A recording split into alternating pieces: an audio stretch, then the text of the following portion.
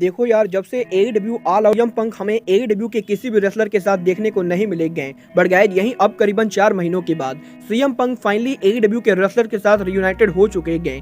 AEW company से Bobby fish के बाहर जाने को लेकर बॉबी फिश ने बहुत ही बड़ा खुलासा कर दिया है। ट्रेंड 7 का AEW कंपनी में फ्यूचर क्या होगा, इसको लेकर बहुत ही बड़ी अपडेट आ चुकी है। एथीना के फाइनल बैटल पर वुमेन चैंपियन बनने के बाद एथीना का पहला टाइटल डिफेंस अनाउंस हो चुका है।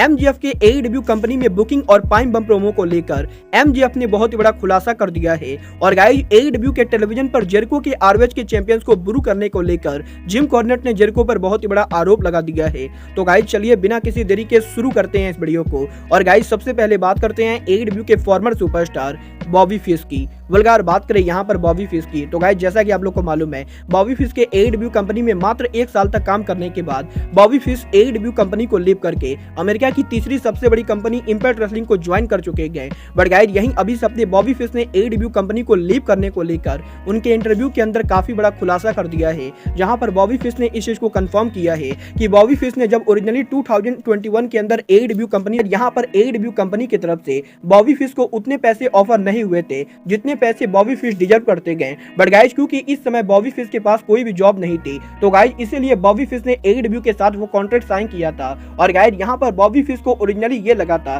कि बॉबी फिश के 10 महीने के इस कॉन्ट्रैक्ट के एक्सपायर होने के बाद टोनी खान बॉबी फिश को बड़ा कॉन्ट्रैक्ट ऑफर देंगे। बट गाइस यहाँ पर जब 10 महीने बाद बॉबी फिश का ये कॉन्ट्रैक्ट एक्सपायर हुआ, तो गाइस टोनी खान ने बॉबी फिश को कॉन्ट्रैक्ट तो ऑफर किया था, बट गाइस यहाँ पर टोनी खान के इस कॉन्ट्रैक्ट के अंदर टोनी खान ने बॉबी फिश के पैसों को नहीं बढ़ाया था। और गाइस यहाँ पर टोनी खान के लो सैलरी की वजह से बॉबी फिश ने AEW कंपनी के कॉन्ट्रैक्ट ऑफर को रिजेक्ट किया, क्योंकि गाइस यहाँ पर बॉबी फिश का पर्सनली ये मानना है कि टोनी खान बॉबी फिश को जितने पैसे ऑफर कर रहे थे, बॉबी फिश उसके मुकाबले बहुत ज्यादा पैसे डिजर्व करते गए। और गाइस यहाँ पर टोनी खान के लो सैलरी की वजह से बॉबी फिश ने AEW कंपनी को लीव करके इंपैक्ट रेसलिंग को ज्वाइन किया है। वेल गाइस यहाँ पर मुझे तो बिल्कुल भी नहीं लगता है कि बॉबी फिश के AEW कंपनी में इंपैक्ट रेसलिंग के मुकाबले भी लो सैलरी मिल रही होगी। बट गाइस आपको क्या लगता है, टोनी खान को ज्यादा पैसे देकर बॉबी फिश को रीसाइन करना चाहिए था या नहीं? आप लोग मुझे कमेंट करके बताइए।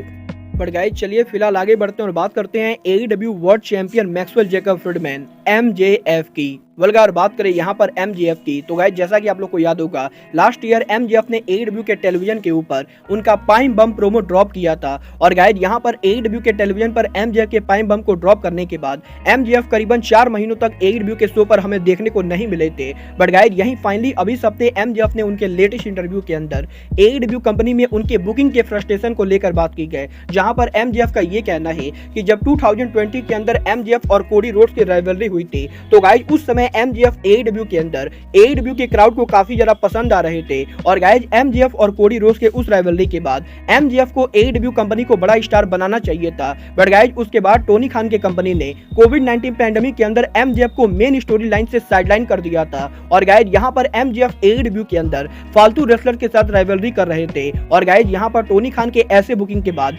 MJF को पर्सनली ये लगने लगा कि टोनी खान MJF की वैल्यू नहीं कर रहे गए। और गाइस इसीलिए AEW के टेलीविजन के ऊपर MJF ने टोनी खान पर पाइम बम प्रोमो कट करके AEW कंपनी से उनका लीव लिया था, क्योंकि गाइस यहाँ पर MJF टोनी खान को ये बताना चाहते थे कि MJF AEW कंपनी के लिए कितने बड़े सुपरस्टार है। और गाइस यहाँ पर MJF का पर्सनली ये मानना है कि अगर MJF ने AEW के टेलीविजन पर उनका पाइम बम प्रोमो कट नहीं किया होता, तो गाइस AEW के अंदर टोनी खान MJF को आज इतना बड़ा सुपरस्टार नहीं बनाते। वेल गाइस यहाँ पर मैं तो जनरली MJF का फैन नहीं हूँ, बट गाइस यहाँ पर इस मामले में मैं MJF से पूरी तरह से एग्री करता हूँ। बट गाइस चलिए अब आगे बढ़ते हैं और बात करते हैं ROH की ब्रांड न्यू वुमेन चैंपियन एथीना की। वल्गार बात करें यहाँ पर एथीना की, तो गाइस जैसा कि आप लोगों ने ROH के फाइनल बैटल पेपर व्यू पर देखा, ROH के फाइनल बैटल पेपर व्यू के ऊपर एथीना मर्सिडीज मार्टिनेज को हराकर ROH की ब्रांड न्यू वुमेन चैंपियन बन चुके गए। और गाइस यहीं एथीना के ROH की ब्रांड न्यू वुमेन चैंपियन बनने के बाद अब फाइनली एथीना का पहला टाइटल डिफेंस अनाउंस हो चुका है। बट गाइस यहाँ पर आपको ये जानकर शौक होने वाला है कि एथीना का ROH का पहला टाइटल डिफेंस AEW या ROH के शो पर ना होके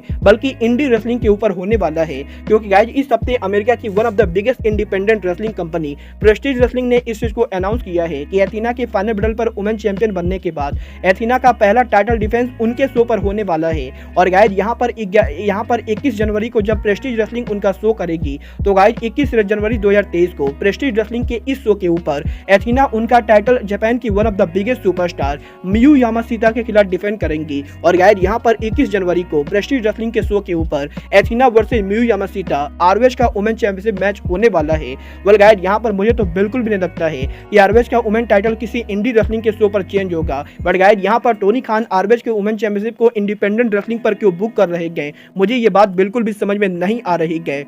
गाइस चलिए फिलहाल आगे बढ़ते हैं और बात करते हैं WWE के farmer NXT UK superstar Trent seven की। वेल गाइस जैसा कि आप लोग को मालूम है AEW कंपनी में 2 हफ्तों पहले ट्रेंट सेवन के डेब्यू करने के बाद ट्रेंट सेवन AEW के शो पर लगातार काम कर रहे गए। और गाइस यही अब AEW कंपनी में ट्रेंट सेवन के फ्यूचर को लेकर रेसलिंग ऑब्जर्वर डेव मेल्जर ने बहुत ही बड़ी अपडेट दी है, जहां पर डेव मेल्जर ने इस चीज को कंफर्म किया है कि 2 हफ्तों पहले AEW रैम्पेज पर ट्रेंट सेवन के डेब्यू करने के बाद Trent seven currently AEW company के अंदर रेगुलर तौर पर काम करने वाले गए। और गाइस यहाँ पर टोनी खान ने ट्रेंट सेवन के साथ ये एग्रीमेंट की गए कि ट्रेंट सेवन AEW के जब भी शो पर काम करेंगे तो गाइस टोनी खान उनको पर अपीयरेंस पर पैसा देने वाले गए। और गाइस यहाँ पर AEW के अंदर टोनी खान ने ट्रेंट सेवन को कोई एक्चुअल कॉन्ट्रैक्ट तो नहीं साइन किया है, बट गाइस यहाँ पर ये माना जा रहा है कि ट्रेंट सेवन आने वाले AEW के हर शो के ऊपर AEW के ऊपर लगातार काम करेंगे। और गाइस अगर टोनी खान ट्रेंट सेवन के काम से ज्यादा पसंद आते गए तो guys Tony Khan possibly Trent seven को साइन भी करेंगे। वेल गाइस यहाँ पर मुझे तो बिल्कुल भी नहीं लगता है कि टोनी खान को इस समय और किसी भी रेसलर को साइन करना चाहिए।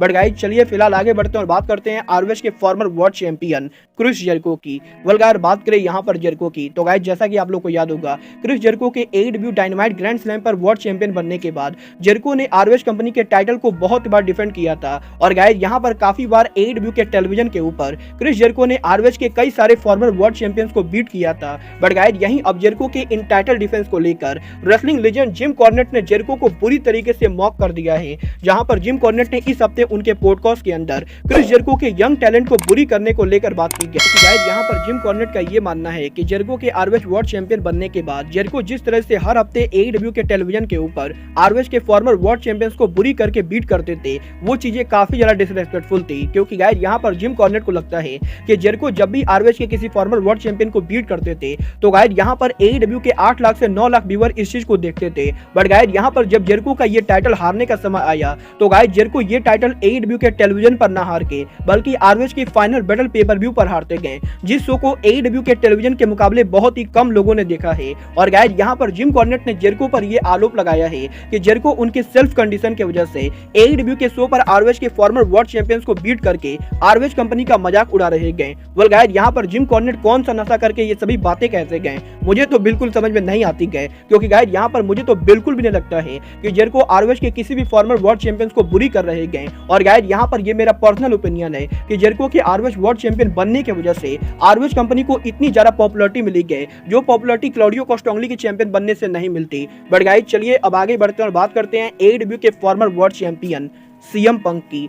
वेल गाइस बात करें यहाँ पर CM पंक की तो गाइस जैसा कि आप लोग को मालूम है जब से AEW ऑल आउट पर ब्रॉल हुआ है तब से CM पंक AEW कंपनी के कॉन्टेंट में नहीं गए। और गाइस यहाँ पर काफी लंबे टाइम से CM पंक ने AEW कंपनी को लेकर किसी भी तरीके की कोई भी बात नहीं की गई और ना ही CM पंक AEW के किसी रेसलर से मिले गए। बट गाइस यहीं अब करीबन 4 महीनों के बाद इस हफ्ते पहली बार CM पंक ने AEW के करंट सुपरस्टार डेक्स हार्वुड के साथ सोशल मीडिया पर उनके पिक्चर को पोस्ट किया है, जहां पर CM पंक ने सोशल मीडिया के ऊपर डेक्स हार्वुड के साथ उनके घर से उनके पिक्चर को पोस्ट किया है। और गाइस यहां पर CM पंक के इस पिक्चर को पोस्ट करके CM पंक ने डेक्स हार्वुड के डॉग कलर मैच की तारीफ की गई। क्योंकि गाइस अगर आप लोग को नहीं मालूम है तो गाइस मैं आप लोग को बता दूं आरओएच के फाइनल बैटल पेपर व्यू पर FTR और डिस्कोस के डॉग कलर मैच के बाद CM पंक ने सोशल मीडिया के ऊपर इस मैच की जमकर तारीफ की थी। और गाइस यहीं अब फाइनली इस हफ्ते सोशल मीडिया के ऊपर CM पंक FTR के साथ एक बार फिर से उनका रियूनियन कर चुके हैं। वेल गाइस देखना बहुत ही दिलचस्प होगा कि FTR के सोशल मीडिया पर CM पंक के साथ इस पिक्चर को पोस्ट करने के बाद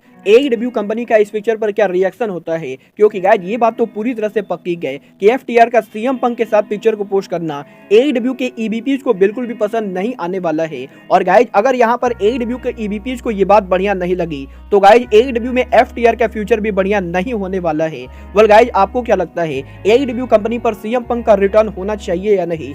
आप लोग मुझे कमेंट करके बताइए। बट गाइज अब आज के इस वीडियो में बस इतना ही। मैं मिलता हूँ आपसे अपने अगले वीडियो में। बट गाइज तब तक के लिए goodbye, good night and bang.